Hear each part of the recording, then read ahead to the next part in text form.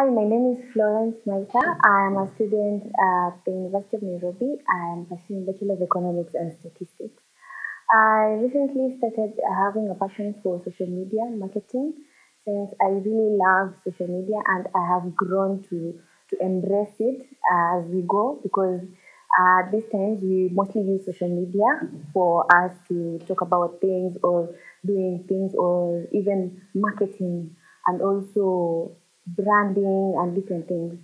So today I'm going to talk about the 12 tips that have helped me and are going to help you through this COVID time to start your business or your platform on creating pages and also where you can market your things.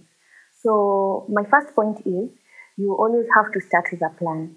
When you're starting your social media platform, you have to start with a plan. And what I mean is you need to get to have an idea of what you're going to talk about online, and you have things that you have pointed out and your goals, your targets, and everything.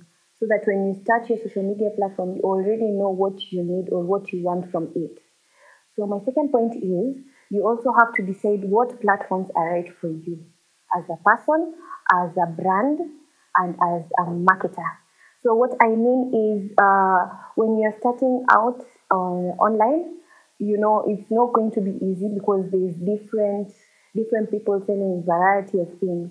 So you need to know what you need and what you want from people. So what you want from people can also drive you to where you know your audience can be. So that's my third point. When you're starting out, you know where your audience is, so you have to know how to expand it, which is the fourth one. You know how to expand your audience. What I mean is when you have your audience at a point, you also know that you also need more and more people to build your brand and build your business.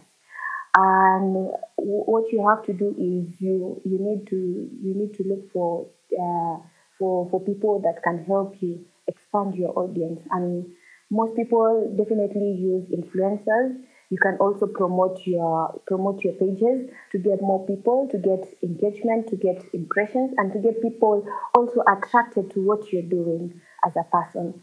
My fifth point is you have to build a relationship. What I mean is, when you are online, you shouldn't be dormant and you shouldn't let people think that you are not there.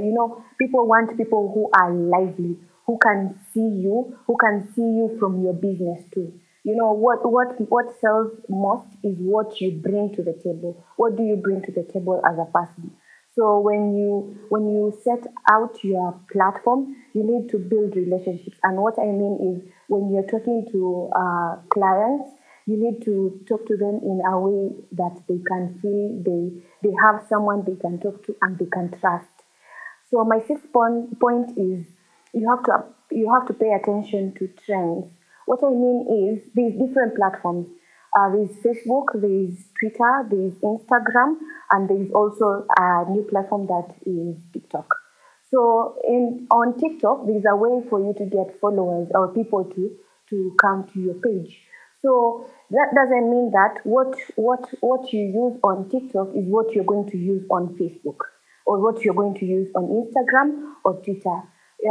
There's different ways of getting to know trends in different places. So you have to get someone who really knows about social media to help you through this journey. So my seventh point is also you have to sell your stuff with the social commerce. In every platform, I can't say all of them, but these platforms that allow you to sell your goods or you sell your things out there, like Instagram, let's say. Instagram, there's a place where you can shop online. You can shop from different people who are starting out, and it really helps because people can really get to know what you sell from what you post. So what you're posting, you can also use it as a way of selling what you want people to see or what you want people to know about your business. My eighth point is you have to mix up your platforms. What I mean is when you're posting on Facebook, it doesn't mean you post the similar thing on TikTok, Instagram, and Twitter. There's different ways of mixing up your platform content. There's a way you can use videos where TikTok is relevant, and you can also use pictures on Instagram, and on Twitter people mostly use text and hashtags. So there's different ways of bringing out your ideas and your content according to what you're selling. The ninth point is you also focus on the quality over the quantity. What I mean is when you're starting out, you do not expect like it's not everywhere that you see that everyone gets a lot of clients for the first month they start posting on their online platforms. It might take 3 months, 4 months, 5 months to even a year for your business to thrive. So you can even look at a point where in a month you get like 2 clients or 3 clients, but that's the quality of it. And you know, it's not all about money at the first time. The first time it's all about airing out or bringing out your platform online because it has never been online and you're bringing it out now. My 10th point is you have to use the right tools. When you get to a point where you use tools, you have to look for a social media manager who can help you out in in the right tools that you can use for your platform, and they can guide you in different ways, and they will really help you when it comes to posting and airing out your things online. You don't have to stress over it, and you can get someone who can do it for you.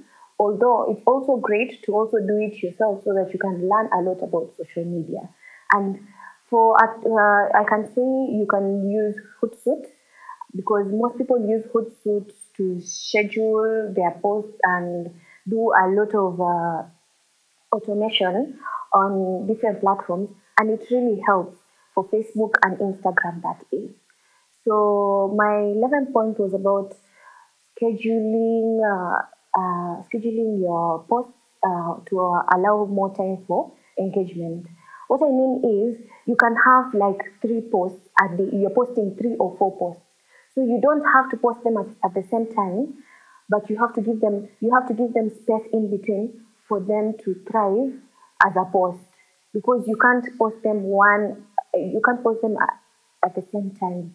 It really brings people into confusion because you know people really want to get to engage on one post and then give them another time for the other post. Let's say you space your content for like 3 hours or 2 hours in between so that people can be able to engage on your post because you know when a post goes to the feed, it might take time for the other post to get to the feed too, or it will hide another post. That's like the way Instagram does it. So you have to give more time for your posts to get online. My last point is you need to track and refine your performance. What I mean is, if you're tracking every 1 week, you need to know where you're getting, and you need to have a target for each week that you're posting online.